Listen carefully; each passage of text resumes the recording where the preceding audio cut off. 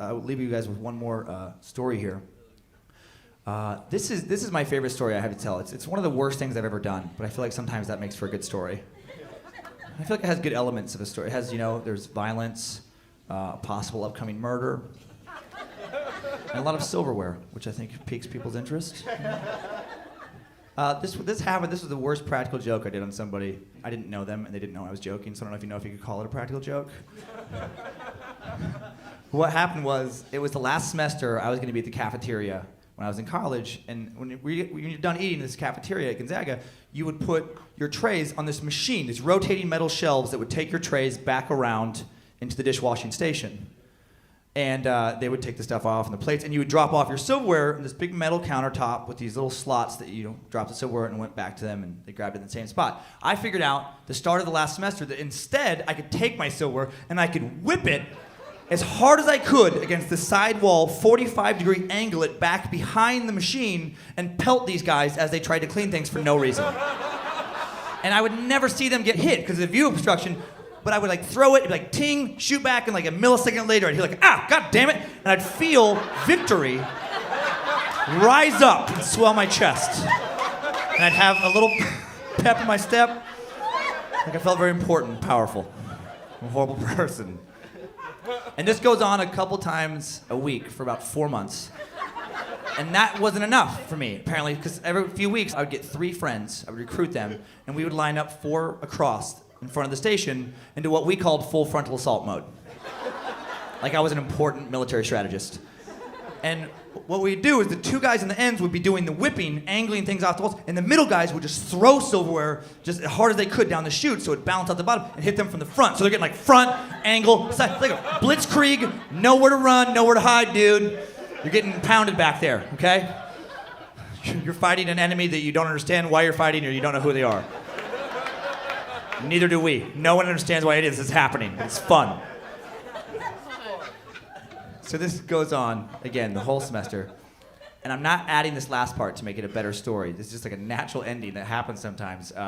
Last day I will ever be in this building. It's like God had been watching me. And he sent me a sign that he wanted me to kick it up a notch for the final battle. It's how I chose to interpret the message.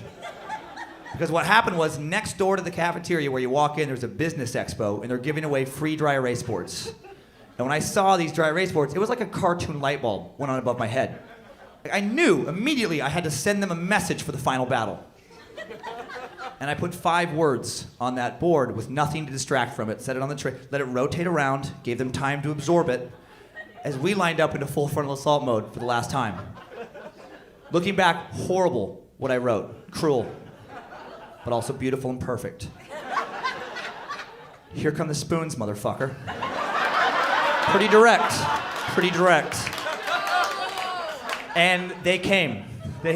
I got so into the launching, I was just so gung-ho, just oblivious to what's happening around me. I'm throwing silver. I failed to recognize one of these guys snaps, finally snaps. In hindsight, I can't believe it took him this long. He comes out from behind the machine, almost grabs me, chases me through the entire cafeteria in just a parade of profanity. Scariest / funniest thing that's ever happened to me in my life.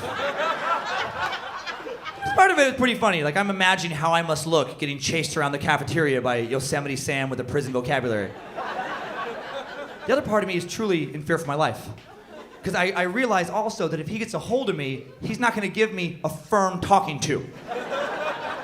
Only murder is alive behind his pupils at this moment.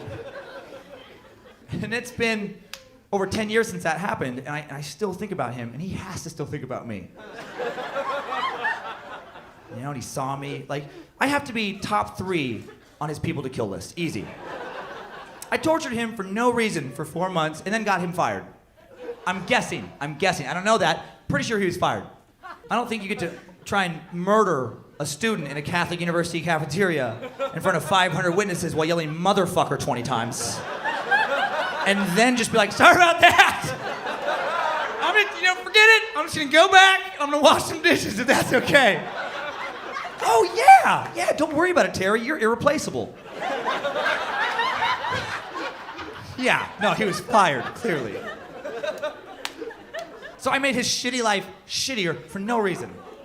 And now I've dedicated my life to getting more, television exposure nationally, which just increases the chance that eventually he will find me. He will put it together and he will try and kill me. And you know what? I hope he does.